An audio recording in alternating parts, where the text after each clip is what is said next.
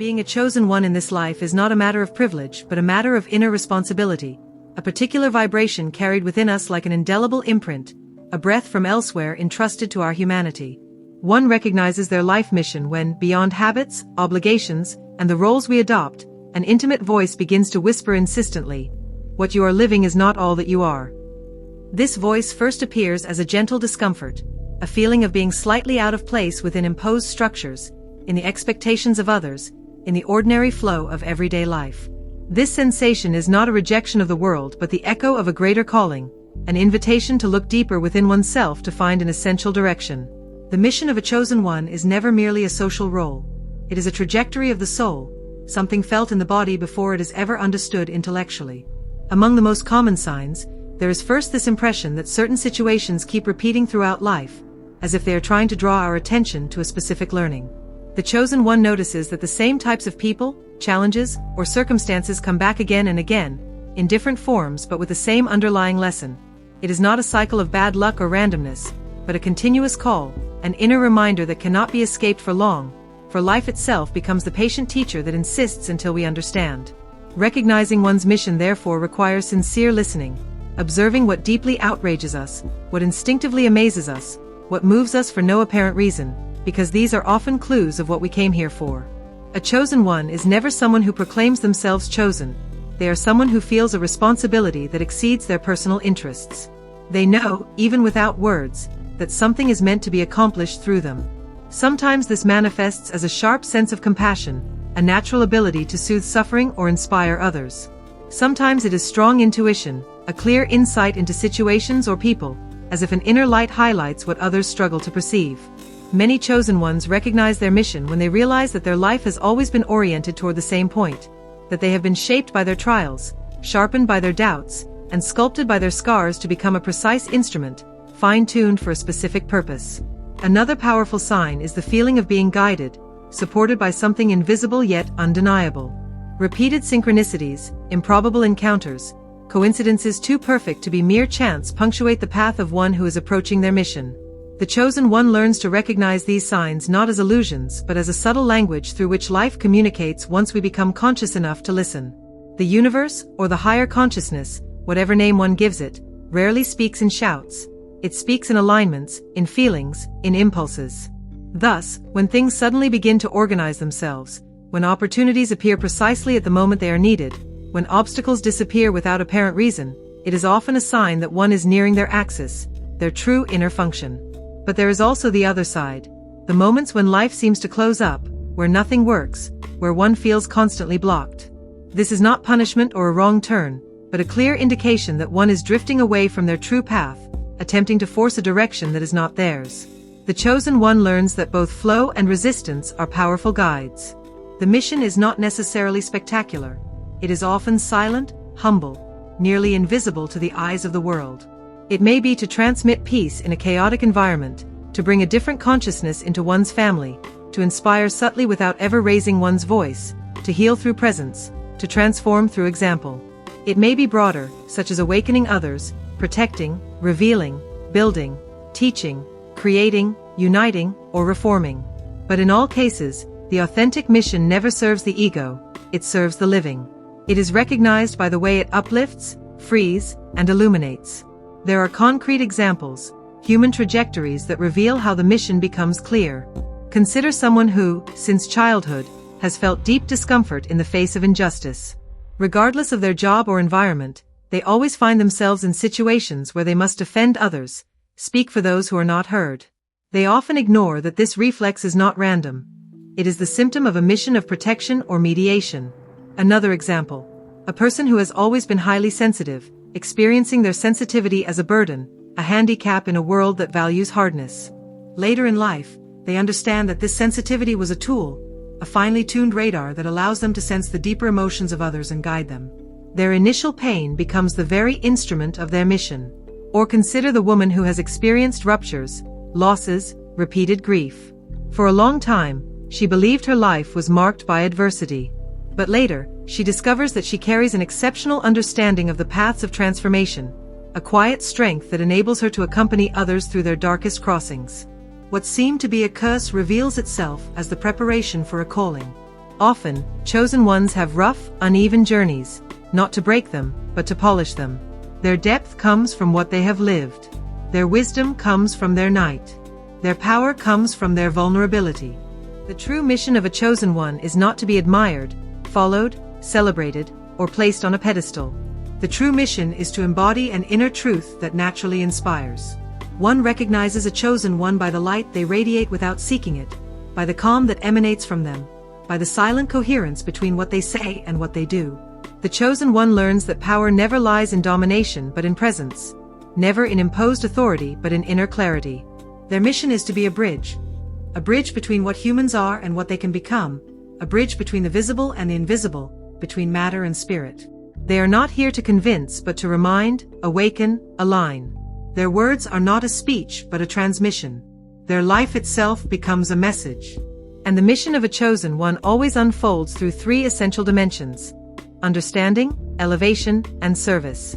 Understanding, because they must first perceive the nature of their own soul, understand their gifts, limitations, wounds, and transform their story into clarity.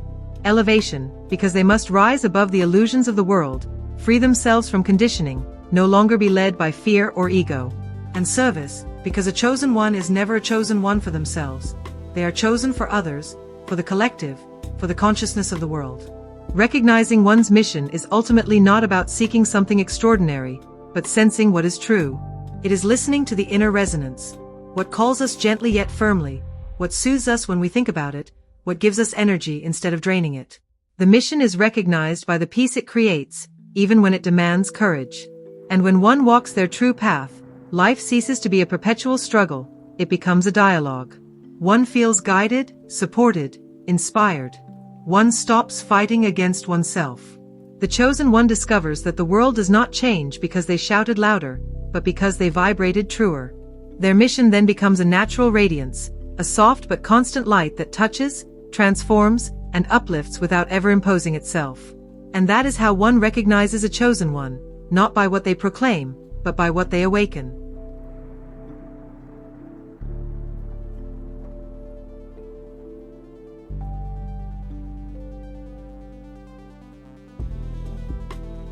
Being a chosen one in this life is not only about recognizing your mission, but also about understanding what must absolutely be avoided for that mission to fully unfold, because a chosen one does not stumble because of the world, but because of the inner traps they fail to see or refuse to confront. The first thing to avoid is the temptation to lose yourself in the eyes of others, for someone called to walk a unique path cannot chain themselves to collective expectations. Seeking approval, wanting to please, fearing judgment, trying to fit into what you believe others expect of you, these are the first veils that obscure the mission. A chosen one must understand that their path was not designed to be understood by everyone, and that apparent solitude is part of the strengthening process. You must avoid the illusion that unanimity is proof of correctness. In truth, the greatest revelations often arise in silence, in misunderstanding, in the courage to continue even when no one else sees your inner vision. The second thing to avoid is the trap of spiritual ego, that subtle phenomenon in which the chosen one confuses their mission with a sense of superiority. Ego is a skilled adversary. It disguises itself as wisdom, conviction, certainty. It flatters the chosen one by making them believe they are more important than others, that they hold an exclusive truth, that they stand above the laws of the world. But the true greatness of a chosen one is never seen in their arrogance. It is seen in their humility, in their ability to serve without demanding, to shine without showing off, to guide without controlling. A chosen one must avoid identifying with their role, for the mission is not an identity but a function, a passage, an offering. Avoid believing you are indispensable, for no one is. The mission continues, with or without the one who turns away from it. The third thing to avoid is dispersion. The chosen one often feels many impulses, many simultaneous callings, many possibilities, but they must avoid scattering themselves, running in 1,000 directions only to lose themselves in none. The mission is never multiple. It is one, even if its paths are many.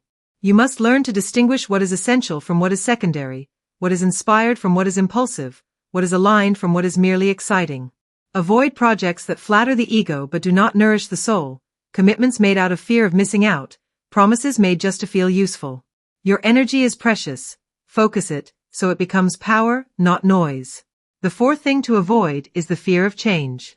A chosen one is often prepared through cycles of transformation, rupture, transition, even collapse. But many resist these shifts, clinging to what is known, refusing to release what must be left behind. Resistance creates delay, unnecessary pain, and a loss of clarity. Avoid retreating into what feels comfortable but sterile, what reassures but does not elevate. Do not fear reinventing yourself, letting go of paths that no longer resonate, redefining your identity as often as life asks. Every transformation opens a necessary doorway toward your purpose. The fifth thing to avoid is denying your own wounds. Contrary to illusions, a chosen one is not someone without flaws. It is someone who learns to turn their flaws into light.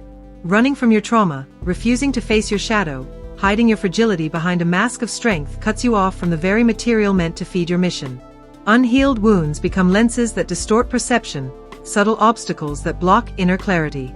Avoid hardening yourself, avoid using your wounds as armor, avoid living in constant self-protection.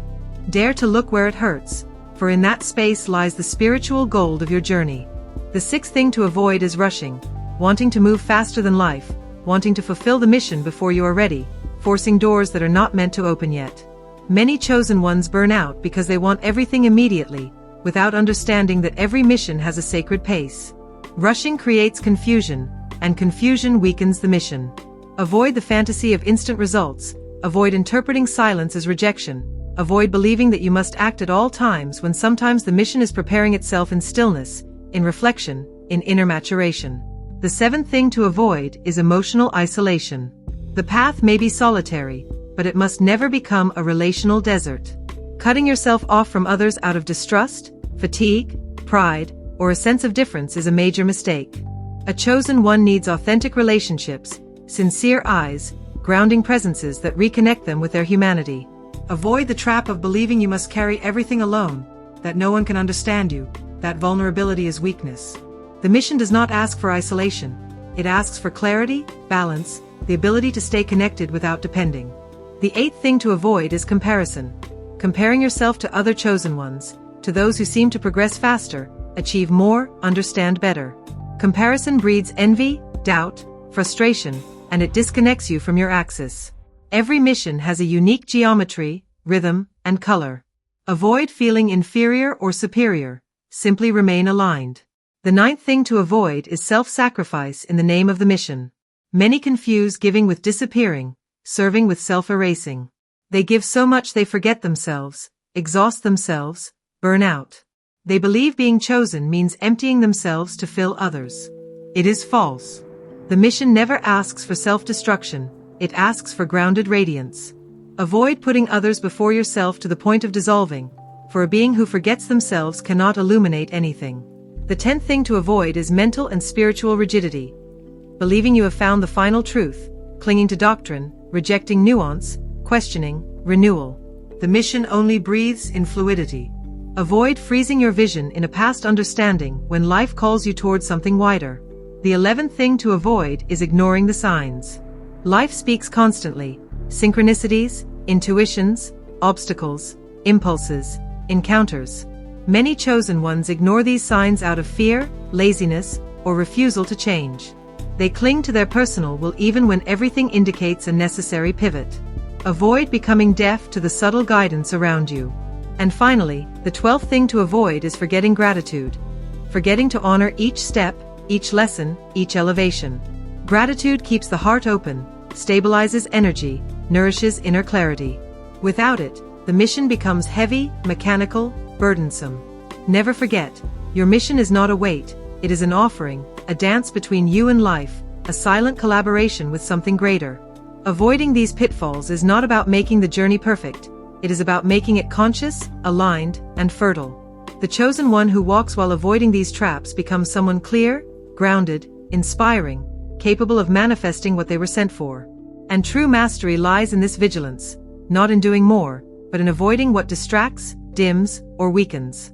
The mission never needs to be complicated, it simply needs to be protected.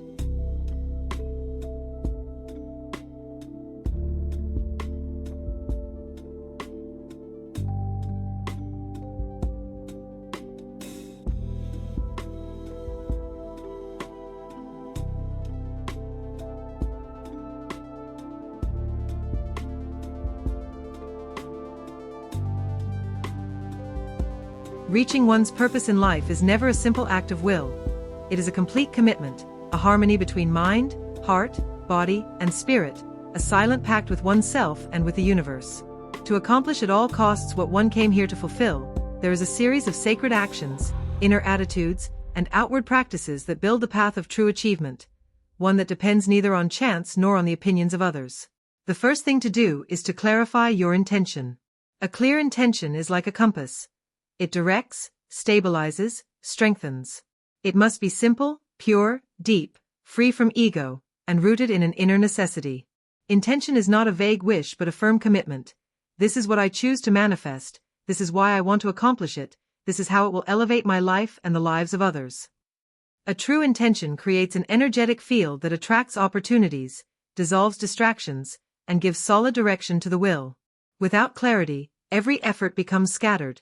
With clarity, every action becomes aligned. The second thing to do is prayer. Prayer is not just religious. It is an act of elevating the spirit, an alignment with a higher force, whatever name one gives it. You pray to remember that you are not alone, that you are guided, surrounded, supported.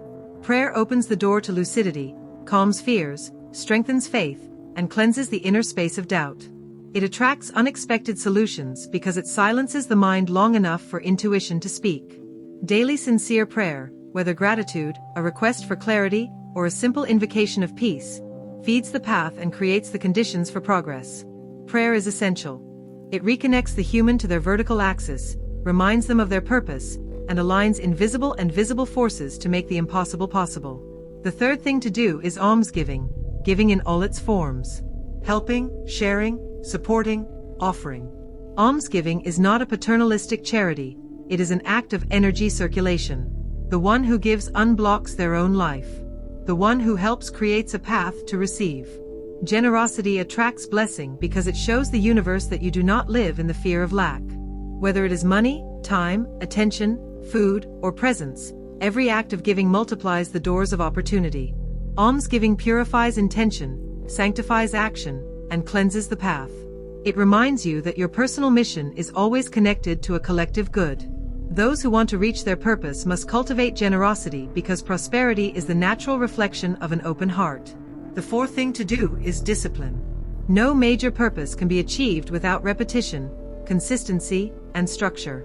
Discipline is not a prison, it is a sign of inner maturity. It transforms vision into material reality. Discipline in time, in thought, in habits, in one's relationship to distractions. Discipline creates power. Without it, motivation collapses. With it, even days of uncertainty become productive. Discipline makes a person trustworthy to themselves, and life always supports the one who remains consistent, because consistency signals sincerity. The fifth thing to do is mental purification. To reach your purpose, you must learn to master your thoughts. An uncontrolled mind becomes the most dangerous inner enemy. It exaggerates fears, amplifies doubts, and sabotages projects before they even exist. Mental purification comes through meditation, conscious breathing, reducing automatic thoughts, and focusing on what uplifts rather than what diminishes. A purified mind becomes a clear instrument, capable of imagining and creating without interference. This purification is crucial. It prevents the silent self-destruction that ruins so many destinies. The sixth thing to do is consistency in action. Many want to reach their purpose but give up as soon as the wind shifts. Consistency is the art of continuing even when results are not visible. This is what distinguishes the chosen ones from the ordinary. Life always tests perseverance. Consistency proves sincerity. It makes a person magnetic, solid, credible. It attracts the right people, opportunities, ideas. Nothing can resist the one who continues. The seventh thing to do is inner healing. What is not healed becomes an obstacle. Wounds create fear, fear creates blockage, blockage creates escape. Anyone wanting to reach their purpose must face what is still painful, broken, silent within. Healing frees energy, unlocks creativity, sharpens discernment. Without it, even the brightest intentions sabotage themselves. Healing is essential. A wounded spirit cannot carry a sacred mission far. The eighth thing is self-knowledge. Knowing your strengths, weaknesses, patterns, reactions, talents, and limits. One who does not know themselves walks blind. Self-knowledge brings lucidity. It helps choose the right battles, the right people, the right strategies. It is a secret key. The more you know yourself, the more readable life becomes. The ninth thing is aligned action. It is not enough to pray, meditate, and give, you must act. Action is the bridge between the inner world and material reality. Aligned action respects intuition, vision, and inner coherence. It is neither haste nor paralysis. It is the right decision at the right moment. Without action, vision remains a dream. With aligned action, vision becomes destiny. The 10th thing is choosing the right people. The environment can elevate or destroy. Relationships that criticize, minimize, envy, or sabotage take you away from your goal. Those that support, uplift, encourage, and inspire bring you closer to it. Humans are always shaped by what they surround themselves with. Choosing your circle is sacred protection. It is vital. You cannot grow in an environment that shrinks you. The 11th thing is listening to intuition. Intuition is the spiritual GPS. It sees before you, understands before you, warns before you. Whoever ignores their intuition walks in darkness. Whoever listens walks in clarity. Intuition guides toward opportunities, protects from danger, and orients decisions. Its importance is immense. It is the most loyal ally on the path to purpose. The 12th thing is gratitude. Every step matters. Every progress deserves to be honored. Gratitude amplifies blessings, attracts more light, stabilizes inner vibration. A person who is not grateful closes doors. A grateful one multiplies them. Gratitude transforms energy, softens the path, increases confidence. It is an incredibly powerful tool of manifestation. The 13th thing is active patience. Achieving a purpose is never linear. There are visible and invisible steps, rapid breakthroughs, and long silences. Active patience means continuing to prepare, learn, strengthen, even when nothing seems to move. It rests on trust, the certainty that everything comes at the right time. Its value is enormous. It protects from frustration, abandonment, and energy loss. Finally, the 14th thing is spiritual protection. This means safeguarding yourself from negative energies, harmful intentions, and destructive influences. It can be through prayer, light rituals, visualization, cleansing practices, or emotional vigilance. A sacred purpose always attracts obstacles. Spiritual protection maintains clarity and inner strength. When intention, prayer, generosity, discipline, purification, consistency, healing, self-knowledge, aligned action, the right circle, intuition, gratitude, active patience, and spiritual protection come together, the purpose becomes inevitable. This is not a miracle, it is a symphony.